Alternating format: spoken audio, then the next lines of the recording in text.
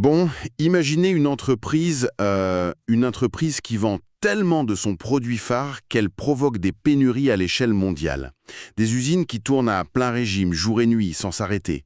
C'est une situation assez inédite, oui. Ah, totalement. On parle d'un marché monumental avec plus de 45 millions de patients sous traitement. C'est littéralement l'équivalent de toute la population de l'Espagne qui dépendrait d'une seule classe de molécules. C'est vertigineux quand on y pense. Et pourtant, et c'est là que ça devient fascinant, quand on regarde sous le capot de leurs derniers résultats financiers, on découvre que les ventes ajustées de ce fameux produit miracle, eh bien, elles ont baissé. Oui, c'est le paradoxe parfait. Mais comment c'est mathématiquement possible? Bonjour à tous et bienvenue dans cette nouvelle plongée au cœur des données. Aujourd'hui, on va décortiquer les résultats du premier trimestre 2026 de Novo Nordisk. Et c'est un sujet crucial, parce qu'on ne parle plus juste d'un fabricant d'insuline scandinave, là. Exactement. C'est devenu une véritable force de la nature dans la médecine moderne. L'objectif de notre exploration aujourd'hui, pour tous ceux qui nous écoutent, qu'ils soient passionnés de santé ou investisseurs, c'est de démêler le vrai du faux dans cette montagne de données cliniques et financières. Absolument.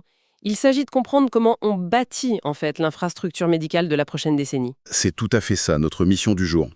Bon, commençons par ce paradoxe vertigineux dont je parlais, les chiffres financiers. Oui, allons-y. Les documents déclarent un bénéfice d'exploitation ajusté qui atteint plus de 32,8 milliards de couronnes danoises. Sur le papier, c'est un bond des ventes de 32%. Voilà. Sauf que ce chiffre, c'est presque une illusion d'optique comptable, en réalité. C'est ce que vous m'avez dit en préparant l'émission, une illusion d'optique. Mais pourquoi? En fait, ce bond spectaculaire de 32%, il est principalement dû à un événement tout à fait exceptionnel. C'est l'inversion d'une provision liée au programme américain 340B. Attendez, je vous arrête tout de suite. Le programme 340B. Parce que, pour la plupart d'entre nous, ça sonne juste comme une obscure ligne de code fiscal. C'est vrai, ça a l'air très technique, mais c'est un mécanisme essentiel aux États-Unis. Ce programme oblige les laboratoires à vendre leurs médicaments avec d'énormes réductions à certains hôpitaux. Des hôpitaux qui soignent des populations à faible revenu, c'est ça? Vente à prix cassé. C'est ce qu'on appelle une provision. D'accord, je vous suis.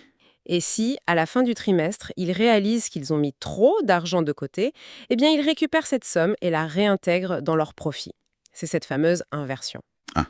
Donc, ce n'est pas qu'ils ont soudainement vendu 32% de médicaments en plus ce trimestre-là, ils ont juste corrigé une estimation du passé qui leur a redonné un énorme bloc de liquidité. Précisément. Et c'est là que l'analyse devient vraiment intéressante. Parce que si on retire ce tour de passe-passe comptable, la réalité opérationnelle est différente. On constate une baisse de 4% des ventes ajustées. C'est ça, une baisse de 4% qui est due, comme l'indiquent les documents, à une diminution des prix de vente nets. Mais attendez, une diminution des prix qui a, je cite, dépassé l'augmentation fulgurante du volume de prescription. C'est pas un énorme signal d'alarme pour l'entreprise, hein? On pourrait le penser, oui. Bah oui, si on baisse les prix face à une demande record, c'est qu'on a peur de la concurrence, non? Ou qu'on gère mal sa stratégie? Alors, ce qui est fascinant ici, c'est que c'est tout le contraire. Cette baisse des prix face à l'augmentation du volume, c'est pas un échec du tout, c'est une nécessité systémique. Une nécessité. C'est-à-dire? C'est une question de survie à long terme pour le marché lui-même. Vous voyez, quand on introduit une classe de médicaments comme les GLP-1, qui peut traiter des centaines de millions de personnes, on frappe très vite un plafond. Le plafond de ce que les systèmes de santé peuvent payer. Exactement, le point de rupture. Si l'entreprise maintenait les prix élevés des premiers jours tout en produisant à l'échelle mondiale, elle ferait littéralement sauter la banque. Ah ouais, les assurances maladie, la sécurité sociale en Europe, tout s'effondrerait. Voilà. C'est pour ça que cette mécanique de baisse des prix est une stratégie d'accessibilité totalement délibérée. C'est l'étape classique pour s'imposer. On cède un peu sur la marge unitaire pour consolider un monopole absolu sur le volume mondial. C'est fou. C'est un peu comme une compagnie aérienne qui annonce que tous ses vols sont complets sur un an, mais dont les revenus stagnent parce qu'elle a dû vendre ses billets avec d'énormes réductions. Ou comme une entreprise technologique qui vend ses routeurs presque à perte pour s'assurer que le monde entier utilise son réseau. Ah, excellente analogie. Il sacrifie la marge immédiate pour devenir la norme mondiale. C'est tout à fait ça. Il passe d'une logique de produit premium à une posture de fournisseur d'utilité publique. Bon, la stratégie commerciale est implacable, on est d'accord, mais du coup, ça soulève un autre problème. Si leur produit devient une commodité grand public, dont le prix baisse, comment ils justifient leur croissance pour l'avenir? Et c'est là qu'il faut regarder la section scientifique des données. L'innovation clinique est la réponse. Oui, parce qu'on assiste littéralement à la fin du concept de la taille unique pour ces traitements. L'injection hebdomadaire classique n'est plus la seule option. En fait, le sémaglutide en injection qu'on connaît, c'est presque devenu un prototype de première génération. C'est dingue. Ce qui m'a frappé dans le rapport, ce sont les résultats de l'essai Oasis 4 sur la version orale. Ils ont sorti une pilule quotidienne de 25 mg. Oui, et elle montre une perte de poids de 16,6%, ce qui est une efficacité vraiment similaire à l'injection classique. Elle est d'ailleurs déjà approuvée aux États-Unis. Mais sur le plan purement biologique, j'ai besoin d'une explication là.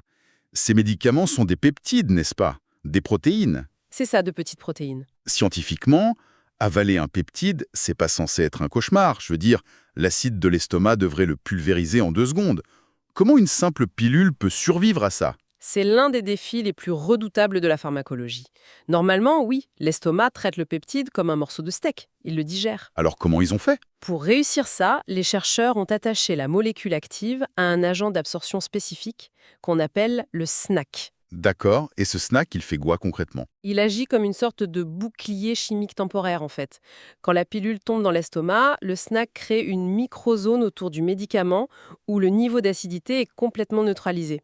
Ah, il modifie le pH de l'estomac donc. Oui, localement et très brièvement. Ça empêche les enzymes de détruire le peptide et ça lui laisse le temps de traverser la paroi pour aller dans le sang. C'est une vraie prouesse. Incroyable. Donc, ils règlent le problème de l'inconfort de la piqûre pour ceux qui détestent les aiguilles, mais ils vont aussi dans l'autre sens pour les patients très résistants, non? Tout à fait. C'est ce qu'on voit avec l'essai Step Up sur le Wegovy HD pour haute dose. Oui, j'ai vu ça. Une injection massive de 7,2 mg au lieu des 2,4 habituels. Et là, on atteint presque 21% de perte de poids. Mais pourquoi on aurait besoin de tripler la dose? Et tenace. Chez certains patients, le corps finit par s'habituer au signal de la dose standard. Le fameux plateau, c'est ça? Exactement. Le cerveau recalibre ses récepteurs et le patient ne perd plus un gramme. La haute dose, elle sert à forcer ce verrou biologique chez les métabolismes les plus réfractaires. Ce qui nous amène à la star du document, l'essai qui a dû faire paniquer tous les concurrents, l'essai Redefine One sur le traitement combiné CagriSema. Ah, le CagriSema, oui, avec une perte de poids de 22,7%. C'est énorme. Ça dépasse de loin l'efficacité de ces composants pris séparément. Comment ça marche au juste? Le secret, c'est la synergie. Jusque-là, les GLP-1 imitaient une seule hormone intestinale pour dire au cerveau qu'on n'a plus faim. D'accord? Le CagriSema, lui, combine ce GLP-1 avec un analogue d'une autre hormone, l'amyline. Et cette amyline, c'est quoi son rôle naturel dans notre corps? Elle est sécrétée par le pancréas avec l'insuline. Son job, c'est de ralentir physiquement la vidange de l'estomac et d'envoyer un signal de satiété au cerveau, mais par des voies neurologiques différentes de celles du GLP-1. Ah, je vois. Donc, au lieu d'appuyer très fort sur un seul bouton dans le cerveau, vous appuyez sur 2 boutons en même temps. C'est l'idée. Le corps a évolué pour conserver sa graisse à tout prix. Mais face à ces deux signaux simultanés, il ne peut plus résister. D'où cette perte massive. Et ça continue. Il mentionne même un essai en Chine sur un triagoniste, le UBT251, qui vise carrément 3 récepteurs. Les résultats de phase 2 sont d'ailleurs très impressionnants, autour de 19,7%. C'est là que ça devient vraiment intéressant. On vit la même évolution pour les smartphones, vous ne trouvez pas? Comment ça? Bah, au début, on voulait juste un écran tactile basique. C'était le premier sémaglutide.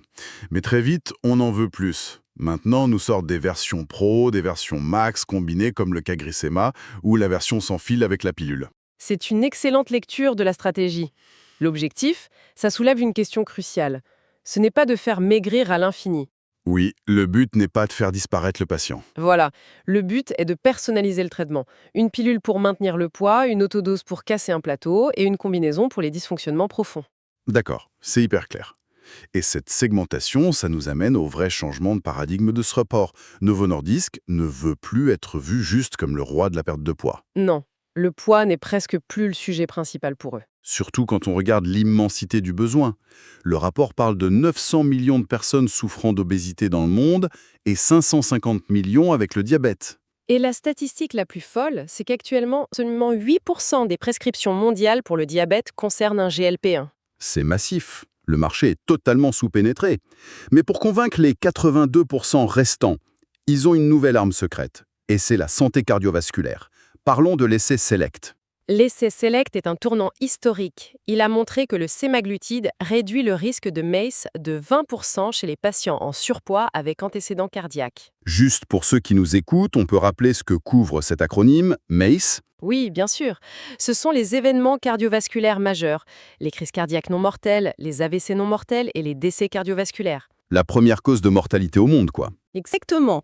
Et réduire ce risque de 20% dans un essai clinique, c'est déjà un exploit monumental en médecine. Sauf que les données en vie réelle, la fameuse real-world evidence, elles sont encore plus choquantes. Les données observationnelles, oui, elles montrent une réduction du risque de 42% chez les utilisateurs de Wegovy. 42%.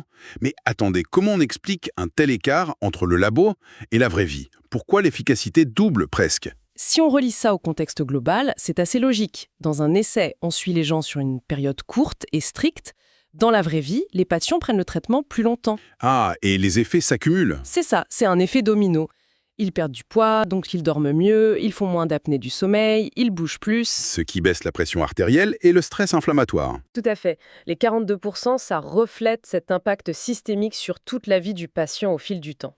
Alors, qu'est-ce que tout cela signifie au fond? Moi, j'appelle ça l'effet du maître interrupteur. Le maître interrupteur? Ouais. Imaginez, on pensait acheter une peinture esthétique pour refaire la façade de la maison, et on se rend compte que le produit a pénétré les murs et renforcé les fondations contre les tremblements de terre. C'est une belle image. Et financièrement, les implications sont gigantesques. C'est ma question. Avec ces 42% de réduction des crises cardiaques, est-ce que les assurances et les gouvernements n'ont pas désormais l'obligation de rembourser ces traitements? Mathématiquement, ils n'ont plus le choix. Le débat sur le médicament de confort est clos. Parce que le calcul est vite fait. Voilà. Refuser un traitement à quelques milliers d'euros, c'est prendre le risque statistique de devoir payer un pontage coronarien à 100 000 euros l'année suivante, plus la rééducation ou les dialyses. C'est un pur calcul de survie économique pour les hôpitaux. Donc l'obésité est définitivement traitée comme une maladie systémique grave. Et c'est ce qui explique les 50 millions d'années patients d'exposition qu'ils ont accumulés. Cette base de données de sécurité rend la molécule presque inattaquable pour les nouveaux venus. Mais du coup, avec une telle domination et des coffres remplis à ras-bord, où est-ce qu'un titan pareil peut encore s'étendre? Et c'est là qu'on aborde la dernière partie du rapport, qui ressemble à de la science-fiction. Leurs investissements dans les nouvelles technologies, oui, c'est fascinant. Ils font une incursion massive dans les maladies rares. On a cet essai clinique de phase 3, Hibiscus, sur une molécule qui s'appelle l'étavopivat. Oui, un traitement pour la drépanocytose. C'est ça, une maladie du sang qui touche environ 8 millions de personnes et qui ampute l'espérance de vie de 30 ans. Le document dit que le médicament retarde les crises vaso-occlusives d'environ 4 mois. C'est si important que ça, 4 mois. Pour comprendre l'impact, il faut savoir ce que vivent ces patients. La drépanocytose, c'est une mutation génétique qui déforme les globules rouges. Ils prennent une forme de fossile, c'est bien ça? Exactement. Ils deviennent rigides et ils s'agglutinent. Une crise vaso-occlusive, c'est quand ces amas bloquent la circulation sanguine, les tissus manquent d'oxygène. Ça doit être horriblement douloureux. C'est décrit comme l'une des pires douleurs imaginables. Et ça cause des lésions irréversibles aux organes. L'étavopivat empêche les globules de se déformer. Donc gagner 4 mois sans cette torture, c'est une véritable rédemption vitale. C'est merveilleux pour les patients. Mais d'un point de vue stratégique, Novo Nordisk ne s'arrête pas aux molécules classiques. Le rapport montre qu'ils achètent tout un tas d'entreprises. Lexicon, Dicerna, Forma, Valo, Cardior. Ils diversifient agressivement leurs compétences, oui. Et ils investissent massivement dans un truc appelé l'ARNSI, l'ARN interférent. Pour les non-généticiens parmi nous, c'est quoi exactement ce petit bijou technologique? L'ARN interférent, c'est sans doute la technologie la plus prometteuse pour les décennies à venir. Ah ouais? Plus que l'ARN messager qu'on a connu avec les vaccins? C'est différent. Si MADN, c'est le manuel d'instruction de votre corps, l'ARN messager, c'est l'ouvrier qui lit les instructions pour fabriquer les protéines. Ok, je vois l'image. Et l'ARN interférent alors? L'ARN interférent, le siRNA, il agit comme un bouton silence, un bouton mute. Un brouilleur de signal. Voilà. Si un gène défectueux produit une protéine toxique qui vous rend malade, le siRNA intercepte le message et bloque la production de cette protéine spécifique sans toucher au reste de votre ADN. C'est incroyablement puissant. Donc ils éteignent la maladie à la source? Exactement. Le grand défi, c'est de réussir à livrer ces molécules de siRNA intactes dans le bon organe, comme le cœur ou le foie. Et c'est pour ça qu'ils rachètent toutes ces startups de biotech. Vous avez tout compris. Ils achètent les brevets de livraison moléculaire de ces entreprises, comme Dicerna ou Cardio. Ils savent que les brevets du Wegovy vont expirer un jour. Évidemment. Donc, en injectant leurs milliards actuels dans le siRNA, ils préparent la décennie 2030. Ils ne voudront plus seulement traiter les symptômes, ils voudront éteindre les maladies chroniques à la base. C'est la stratégie pure d'un géant de la Silicon Valley, mais appliquée à la biologie. C'est exactement la même mécanique, oui. C'est un peu comme Google au début, non? Ils utilisaient les profits gigantesques de leur moteur de recherche pour financer en douce l'intelligence artificielle ou des trucs spatiaux. Ici, l'argent de la perte de poids finance l'avenir de la médecine génétique. Et honnêtement, c'est une excellente nouvelle pour l'innovation. Ces technologies de rupture exigent des capitaux massifs, très patients, que peu de gouvernements peuvent fournir seuls. Quel voyage on vient de faire à travers ce rapport trimestriel? Si on résume un peu pour notre auditoire, on est parti d'une simple ligne comptable, ce fameux programme 340B. Qui cachait une vraie stratégie de domination par les prix bas et les gros volumes, oui. Et on a vu comment il dynamite le concept de la piqûre unique avec la pilule Oasis 4 grâce au snack et les combinaisons ultra puissantes comme le CagriSema. Sans oublier le pivot vers la cardiologie, avec ses 42% de réduction des risques dans la vraie vie. Le fameux bouclier vital qui force les systèmes de santé à passer à la caisse. Et on termine sur l'ARN interférent et la thérapie génique. C'est une mutation complète de l'entreprise et de la médecine, en fait. C'est pour ça que tout le monde devrait s'y intéresser aujourd'hui. La médecine n'est plus là juste pour mettre un pansement quand l'artère est déjà bouchée. Elle essaie de reprogrammer les fondations de notre métabolisme. Ça va toucher, d'une manière ou d'une autre, l'architecture des soins de toutes les familles. Ce qui m'amène à une dernière réflexion un peu provocatrice pour ceux qui nous écoutent. Je vous écoute. Imaginez un monde dans peut-être 15 ou 20 ans. Avec la généralisation de ces traitements combinés et de la thérapie génique, on pourrait éradiquer préventivement la majorité des défaillances cardiaques ou rénales liées au poids. Ce serait une révolution de santé publique sans précédent? Mais si on réussit à effacer ces conséquences médicales de l'équation humaine, comment notre société va-t-elle réagir? Je veux dire, avec des services de cardiologie à moitié vides?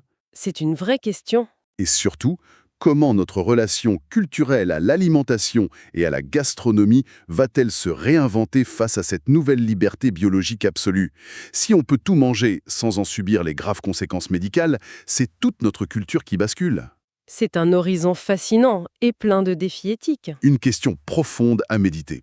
Merci beaucoup de m'avoir accompagné pour décrypter ce labyrinthe de données. Merci à vous, c'était passionnant. Et merci à tous ceux qui nous écoutent. Gardez l'œil ouvert, l'avenir de la médecine s'écrit en ce moment même. À très bientôt pour une nouvelle analyse.